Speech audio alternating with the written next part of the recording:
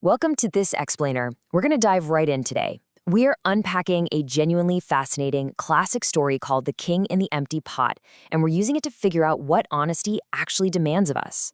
On the surface, sure, it's a simple story, but the lesson it holds about integrity, about leadership, and really, the true meaning of honesty, it's incredibly profound. But before we even get into the narrative, I want you to think about this. How do you actually measure true honesty? Seriously, take a second and think about it. Is it just, not telling lies? Or is it something a whole lot deeper? I'm going to challenge you to imagine a scenario where apparent failure, utter embarrassing failure in the eyes of everyone around you, is actually the ultimate victory. Let's jump into the story and see how this all plays out.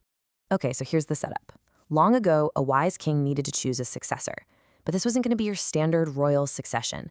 This king had a very specific dilemma. He didn't want the strongest kid or the richest or even the smartest one to take over. He wanted to find a truly honest child. But think about the logistics of that. How on earth do you test for genuine honesty across an entire kingdom? Well, the king came up with a pretty wild test. On day one, he had flower seeds distributed to every single child in the kingdom. Then the clock starts. For the next 3 months, weeks 1 through 12, our main character, a young boy named Hassan, diligently waters his seed every single day. Then month 3 finally arrives, and all the kids have to return with their plants. Just imagine the immense, crushing pressure building up over those 90 days, especially when you're watering a pot that is completely, stubbornly lifeless. Now, I want you to notice the king's exact instructions to these kids. He told them, return in 3 months with the plant you grow. Notice the phrasing there. He didn't say return with whatever happens, no pressure. Nope, he explicitly set up an expectation of visible, blooming success. Every single child heard that and knew for a fact they were expected to produce a beautiful plant if they wanted to win the crown. So, fast forward 3 months. All the children returned carrying beautiful flowers. Just picture that scene in your head for a moment. Hundreds, maybe thousands of kids all lined up in front of the king. It must have looked like this massive, triumphant garden. Everywhere you looked, absolute perfection. Vibrant colors, blooming success.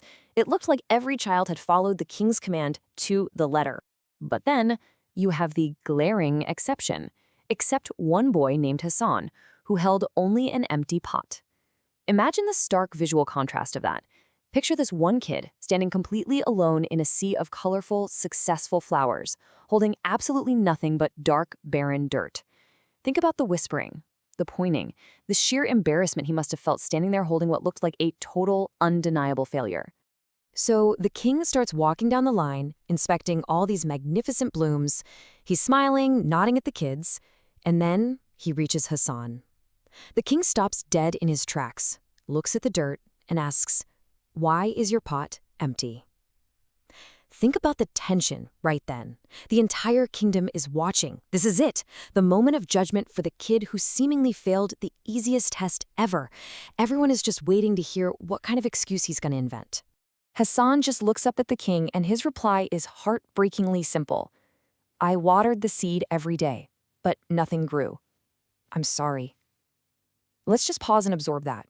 No excuses, no wild fabricated story about a bird swooping down and eating the seed or some weird localized frost that only hit his house. Just vulnerable, pure honesty in the face of his own complete failure.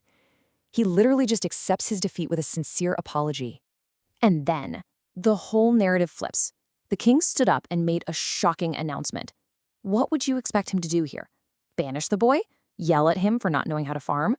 The crowd is dead silent at this point, just waiting for the king's wrath to fall on the one kid who couldn't follow basic instructions. But instead, the king points straight at the kid with the dirt and shouts, "Hassan is the winner." Can you even imagine the absolute bewilderment sweeping through the crowd? Every other kid is holding a gorgeous flower, yet the boy with absolutely zero to show for his work wins the entire crown? It makes literally no sense to anyone standing there. That's when the king drops a massive secret on the shocked crowd. He says, "The seeds I gave you were boiled. They could never grow." The expectation of visible success? It was a trap. He wasn't testing their gardening skills at all, guys. He was testing their integrity, meaning every single one of those beautiful flowers was absolute undeniable proof of a lie. When we actually break down this outcome, the contrast is just huge. On one side, you've got the other children. When their seeds didn't sprout, they cracked under the pressure, they swapped out the boiled seeds for fresh ones, grew beautiful flowers, and chose deception just to look successful. But on the other side, we have Hassan. He watered a dead seed every day, held onto an empty pot, and chose the difficult truth over a really comfortable lie. They chose unearned success, he chose honesty. So there are two huge reasons why Hassan actually earned the crown. First, he valued honesty over success. He didn't let that overwhelming pressure to win corrupt who he was. And second, he had the courage to tell the truth. Look, it's super easy to be honest when you get something out of it. But Hassan was honest when he was absolutely certain it would cost him everything. The king knew that a ruler who relies on smoke and mirrors is a danger to the people, but a ruler who values truth, that is a genuine leader. And that brings us to a really powerful redefinition of our core topic today. True honesty is valuing truth over success, even when telling the truth is difficult. This takes us way past that basic, grade school definition of just don't tell lies. True honesty is an active, living courage. It's the willingness to totally embrace perceived failure, to stand right in front of your peers holding a barren pot of dirt simply because you refuse to compromise your integrity. Which leads us to the ultimate takeaway from this explainer. True success comes from honesty, even when it's hard. Think about how this maps onto your own life. When the pressure is really on at work or in school or in your relationships. When nobody is watching you and you have the perfect opportunity to swap out your boiled seed for an easy win, the choices you make in those quiet, unseen moments, that's what defines your true success. So I'm going to leave you with this final provocative thought. Are you willing to hold an empty pot if it means holding on to the truth?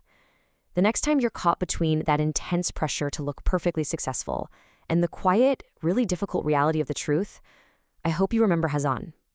Thank you so much for joining me for this explainer. Keep questioning, keep learning, and above all, keep valuing the truth.